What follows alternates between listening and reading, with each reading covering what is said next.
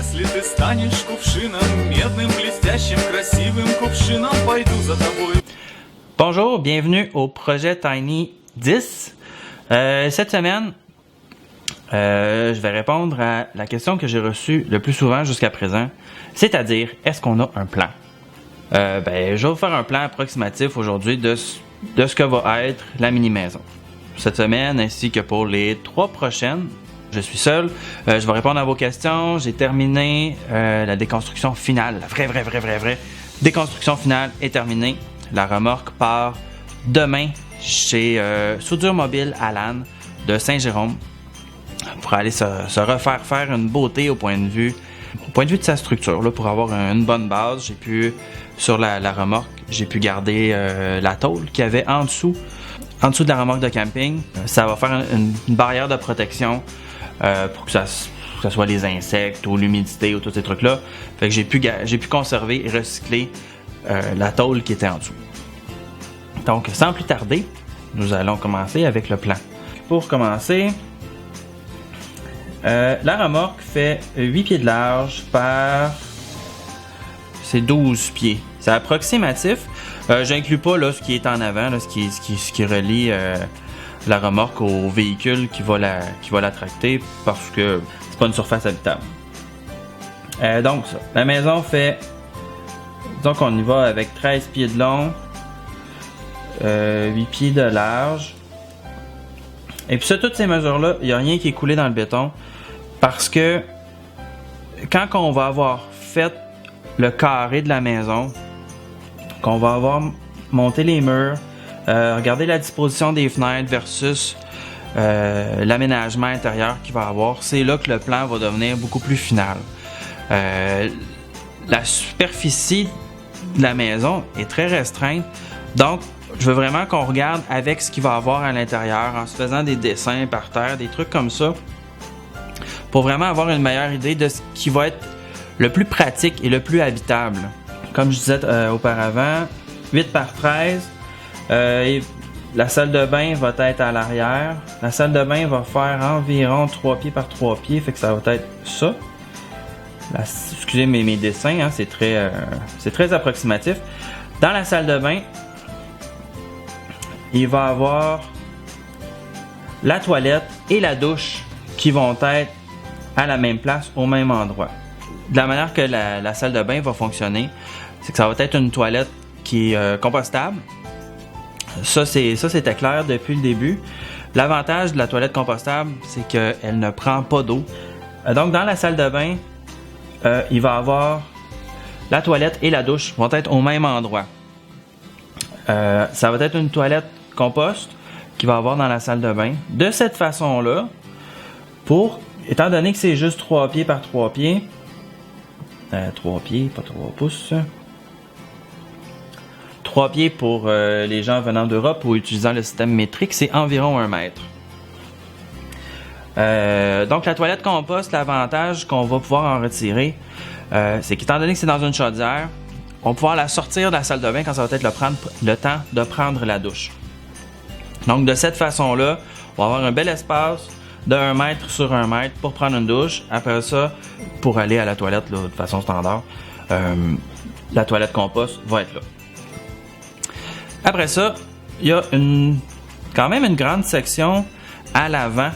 Ce dessin-là, c'est le dessin du banc saladiné qui peut aussi être un lit qui était... On va laisser passer l'avion. Donc ça, c'est le plan de la table à dîner et du lit qui était présent déjà dans la remorque qu'on a eue au départ. J'ai gardé cette planche de bois-là qui va me servir de patron de cette forme-là. On peut l'utiliser aussi, étant donné que sa largeur est déjà faite pour la largeur qu'on va avoir. Donc la largeur, c'est de 7 pieds. Avec l'épaisseur des murs chaque côté, ça va être parfait. Ça va super bien aller. C'est pas trop profond non plus. Et au total, ça a 47 pouces, ce qui est 4 pieds. Fait que Kyliam va pouvoir s'en servir comme sofa, comme salle à dîner, comme table de travail. Donc le 48 pouces comme ça donne un 4 pieds. Donc 4 pieds pour la table à dîner, ça donne environ un tiers. Ça donne à peu près ça ici. la table à dîner et le sofa qui va être là. 24 pouces pour le comptoir de la cuisine qui va être comme ça. Le lavabo de la cuisine va être pratiquement, il va être mitoyen au mur de la salle de bain. La raison pour ça, c'est pour le système de plomberie. Je vais mettre ça le plus simple possible.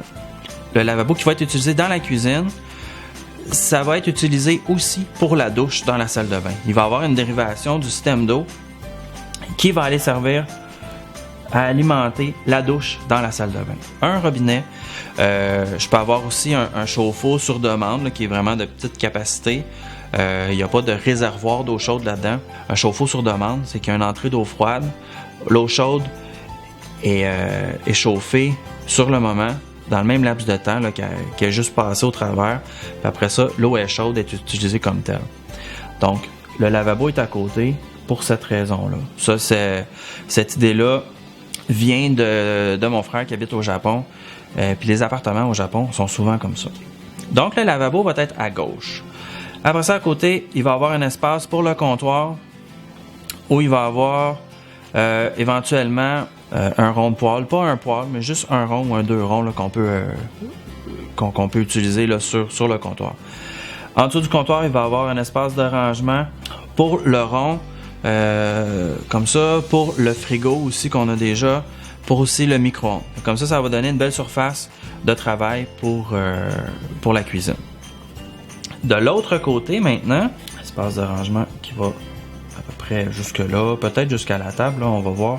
Je ne veux pas que ça soit non plus trop chargé là, comme environnement. Donc, ça ici, ça va être du rangement. Ça, il faut que j'en discute aussi avec Kylian parce que ça, c'était pas encore sûr là, de ce qu'on voulait faire. On a vu des rangements qui pouvaient servir d'escalier aussi pour monter au deuxième. Parce qu'il va y avoir une mezzanine. La mezzanine va avoir environ 6 pieds. La mezzanine va avoir 6 pieds. Ça, c'est environ 2 mètres, 200 cm ou beaucoup de millimètres. Et puis, la mezzanine va être jusqu'ici. Donc ici, comme ça, il pourrait y avoir des marches qui vont monter à la mezzanine. Comme ça, souvent on voit une échelle. Moi, je trouve qu'une échelle, ça fait perdre de l'espace parce que l'échelle est en plein milieu de la place. Tandis que là, le rangement servirait d'escalier en même temps. Donc, s'il y aurait tout le rangement, il y aurait pour que Kylian puisse ranger ses trucs. En dessous du banc, ici aussi, c'est un grand caisson. Donc, Kylian va pouvoir ranger des trucs à cet endroit-là aussi.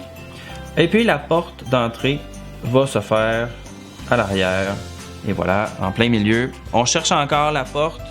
On n'en a pas en stock présentement. C'est encore quelque chose qu'on recherche. Après ça c'est pour l'aménagement intérieur. Pour l'extérieur, les deux choix qu'on a. Là, je vais vous dessiner une vue de côté. Ça ici, c'est la tige qui s'en va au véhicule en avant.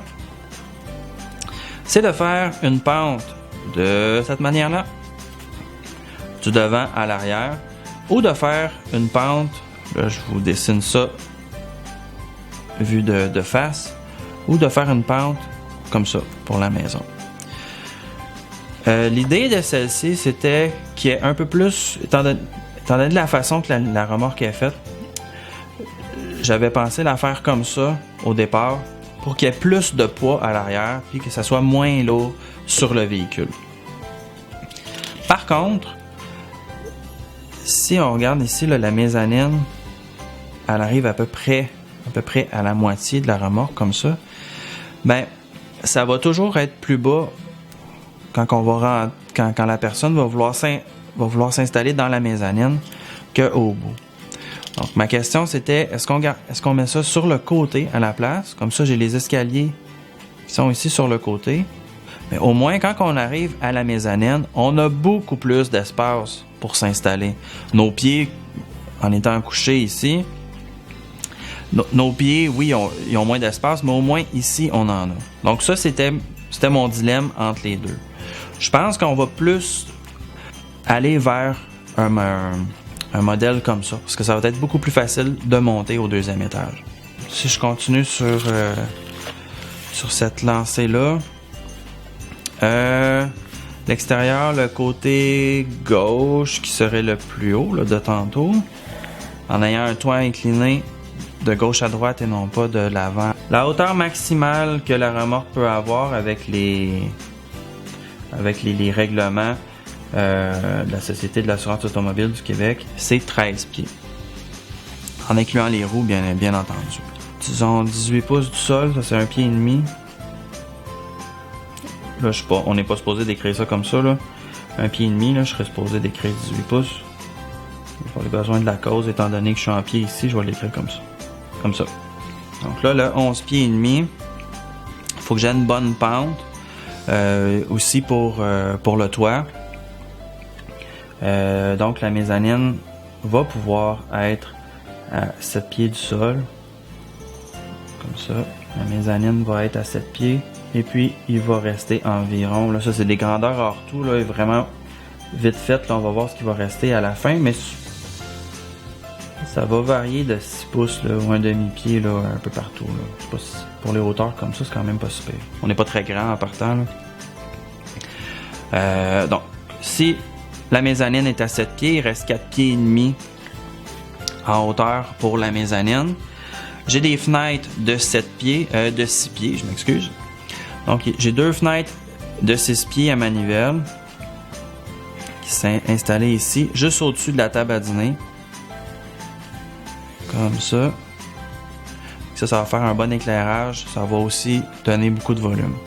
Fait qu'il va y avoir ça. Ça va être les 2 fenêtres de ce côté-là. Il n'y en aura pas d'autres de ce côté ici parce qu'ici, ça va être du rangement. Une façon quelconque d'avoir des escaliers pour monter à la mezzanine. Comme ça. Ici, ça va être du rangement. Ça ressemble à peu près à ça. La disposition des autres fenêtres, on va voir avec le comptoir de la cuisine, avec la salle de bain, avec la porte d'entrée, tout ça. On va voir comment on va disposer ça. Donc, c'est à peu près ça pour le plan. C'est très, très, très approximatif. Ça, je suis parfaitement d'accord. Mais comme je vous ai mentionné tantôt, tout ce qui est dedans, le comptoir de cuisine, on l'a. Donc, on va pouvoir l'apporter, voir, on va pouvoir l'amener à l'intérieur, voir comment le configurer à partir de là. La salle de bain, on va pouvoir tout simplement se faire un carré de 3 pieds par 3 pieds. Ici, la partie de la salle, de la table pour la salle à dîner. On a déjà aussi le morceau de bois que j'ai gardé de la remorque de camping qui a déjà ces formes-là. Fait qu'on va pouvoir le mettre par terre et l'utiliser. Après ça, il va nous rester à mesurer la mezzanine, regarder où on met les fenêtres pour qu'on puisse avoir un espace pour monter en haut. Puis, on va avoir une très bonne idée des dispositions de la mini-maison. Donc, c'est pour ça que j'avais pas fait de plan. On veut le faire, on veut le voir là, vraiment de façon concrète. Kylian, moi aussi, je pense que ça va l'aider aussi à transférer ce qu'il pensait avoir dans sa tête versus ce qu'il va pouvoir avoir là, en réel. C'est pas mal tout pour la semaine. C'était un long vidéo. Merci de votre attention. Vous avez une idée du plan. Si vous avez des questions, gênez-vous surtout pas à nous les envoyer, soit par Facebook, soit sur YouTube, ici même, en bas, dans la section en bas, qui est faite pour les commentaires. Ça va me faire plaisir de vous répondre. Je les regarde souvent. On reçoit une notification, surtout qu'on a. Donc, gênez-vous pas à nous poser des questions. Si vous avez des trucs, des conseils, ou des choses comme ça. Puis si vous avez une porte, parlez-nous-en parce qu'il nous manque une porte pour finir cette section-là. Puis bientôt aussi, on va être à la recherche de tôle pour faire l'extérieur, le toit, puis le revêtement extérieur aussi des 4 côtés. Donc, merci. Et sur ce, bonne semaine!